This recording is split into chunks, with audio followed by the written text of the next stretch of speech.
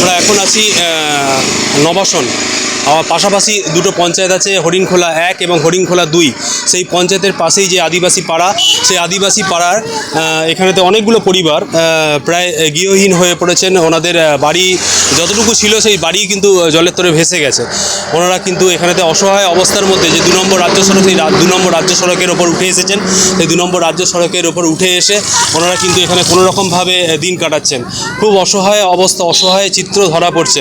তো এখানে এক দাদা আছেন। দাদা, আপনারা কতজন ফ্যামিলি এখানে আছেন? এখানে সর্বনিম্ন যতটা সম্ভব মোটামুটি 20 থেকে 22টা ফ্যামিলি এখানে আমরা জলভাসী হয়ে জলের জন্য আমরা রাস্তার উপরে এসে এখন আশ্রয় নিয়ে আছি। সরকারের তরফ থেকে ওই চিঁড়ে গুড় দিয়ে যাচ্ছে, ওইটা খাওয়া দাওয়া করি, বাচ্চাগুলোকে নিয়ে আমরা আছি রাস্তার উপরে। তো আপনারা কী কী অসুবিধা আপনারা মধ্যে সম্মুখীন হচ্ছেন? এখন অসুবিধার সম্মুখীন বলতে কারেন্ট নেই, বিদ্যুৎ সংযোগ হয়ে গেছে।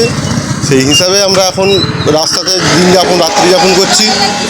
জল নেই, আর নেই, ঠিক আছে। জল মাঝে মধ্যে যতটুকু সরকার তরফ থেকে আসছে ততটুকুই আমরা ওইটুকুই ভাগ বাটোয়ারা করে মিলিতভাবে আমরা খাওয়া দাওয়া করছি। তো প্রশাসন থেকে কি কোনো কেউ এসেছিল যে আপনাদের কাছে সহযোগিতা করার জন্য? প্রশাসন কি পাশে দাঁড়িয়েছে আপনাদের?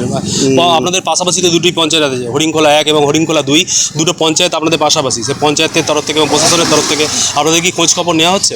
না, প্রশাসনের তরফ থেকে আসেনি, কিন্তু পঞ্চায়েতের তরফ থেকে আমাদের 1 নম্বর গ্রাম পঞ্চায়েত, হরিণখোলা 1 নম্বর গ্রাম পঞ্চায়েতের প্রধান পার্থ হাজারি আমাদেরকে যতটুকু পেরেছেন কালকে রাত থেকে আমাদেরকে খাবার বিলি করে দিয়ে যাচ্ছেন। এই খানিকক্ষণ আগে পর্যন্ত চিড়ে গুড় যতটুকু ওনার সামর্থ্য ছিল ততটুকু আমাদেরকে দিয়ে সহযোগিতা করে গেছে। সরকারের কাছে কি চাইছেন, কি আবেদন রাখতে চান আপনি?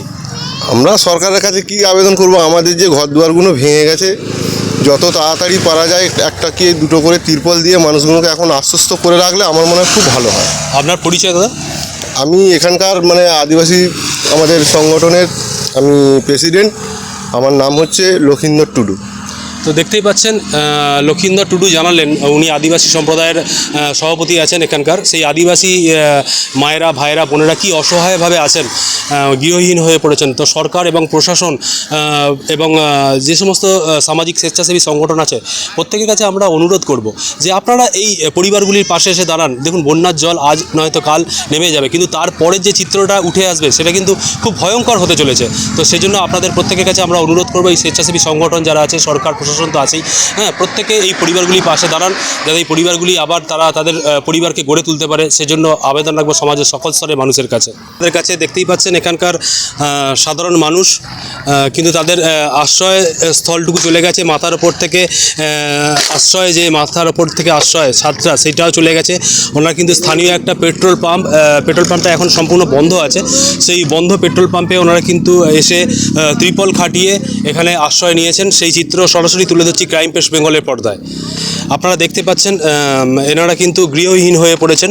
সেই গৃহহীন হওয়ার ফলে স্থানীয় একটি পেট্রোল পাম্পে এসে ওনারা কিন্তু তিরপল লাগিয়ে কিন্তু বাসস্থানের একটা ব্যবস্থা করেছেন এবং যা ছিল কিছু জোগাড় করে সেখান থেকে ওনারা রান্নার সামগ্রী কিছু নিয়ে এসে এবং যে ত্রাণ সামগ্রী দেওয়া হচ্ছে পঞ্চায়েত থেকে, সেই ত্রাণ সামগ্রী কিছু সংগ্রহ করতে পেরেছেন এবং খুবই কষ্টের মধ্যে এনারা কিন্তু দিন কাটাচ্ছেন বলেই জানা যাচ্ছে। তো দেখতেই পাচ্ছেন সেই চিত্র সরাসরি তুলে ধরছি আপনাদের কাছে ক্রাইম প্রেস বেঙ্গল। দাদা, এই যে আপনাদের তো সমস্ত কিছুই ভেসে গেছে, তো আপনারা গৃহহীন হয়ে পড়েছেন, এখান থেকে আপনারা কি অসুবিধার মধ্যে আছেন যদি একটু বলেন দাদা? আমরা কাল থেকে আজই দিন 12টা থেকে খাওয়া দাওয়ার পঞ্চায়েতে কিছু যায় না, চিড়ে দিয়েছিল দুটিখানি বাচ্চাগুলোকে, আমাদেরকে কিছুই দেয় না। আমরা মুড়ি খেয়ে রাত্রে ছিলাম, আজকেও কিছু দেয় না। আমরা নিজেরা নয়, চিড়ে গুড় 1 নম্বরটা দিয়ে গেছে, বলেছে দুপুরবেলা 1 নম্বরটা দেবে কি না দেবে আমরা নিজেরাই। আরেকজন আমাদের দিয়ে গেছে, এই খরচাটা আরেকজন দিয়ে গেছে হরিণখোলা থেকে, সেই খরচা নিয়ে আমরা রান্না করে খাবো। আপনাদের বাড়ি কি ভেসে গেছে? বাড়িতে জল পড়ে গেছে, জল ঢুকে গেছে, বাড়ি পড়ে গেছে।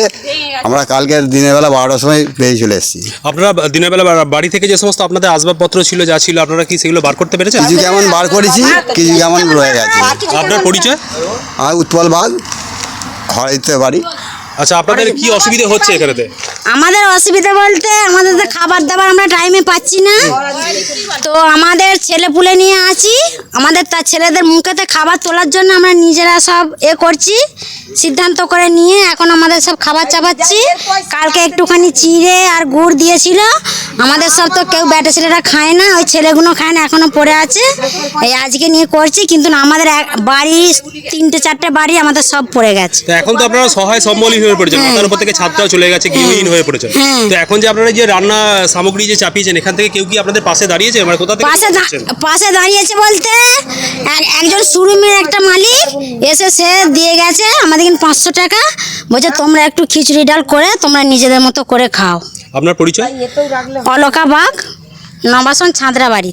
দেখতেই পাচ্ছেন এখানে যে চিত্র তুলে ধরছি আপনাদের কাছে, দেখতেই পাচ্ছেন অসহায় বেশ কয়েকটি পরিবার, ওনারা কিন্তু এসে আশ্রয় নিয়েছেন এই হরাদিত্যের একটি বন্ধ পেট্রোল পাম্পে আশ্রয় নিয়েছেন। সেই চিত্র সরাসরি তুলে ধরছি আপনাদের কাছে ক্রাইম প্রেস বেঙ্গলের পর্দায়, এবং সমাজের প্রতিটি মানুষের কাছে, প্রশাসনের কাছে আমরা কিন্তু এই অনুরোধ জানাবো এই পরিবারগুলির পাশে দাঁড়ানোর জন্য, যারা কিন্তু আজকে আশ্রয়হীন গৃহহীন হয়ে পড়েছেন, এদের পাশে দাঁড়ানোর জন্য আমরা কিন্তু প্রশাসনের কাছে অনুরোধ রাখবো।